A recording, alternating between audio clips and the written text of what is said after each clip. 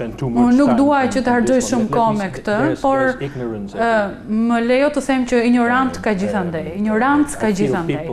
Unë ndjej se njerëzit duhet të edukohen në lidhje me këtë.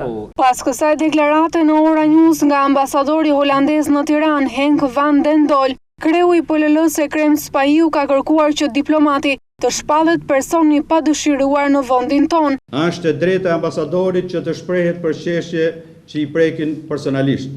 Por ai nuk duhet të dalë jashtë rolit dhe statusit diplomatik e të lëshoj fyrje ndaj deputetëve dhe zyrtarëve të vendit ku shërben, siç bëri në një intervistë televizive. Partia Lëvizja e Legalitetit kërkon që ambasadori aktual holandez të shpallet person i papërshtatshëm dhe të largohet nga Shqipëria.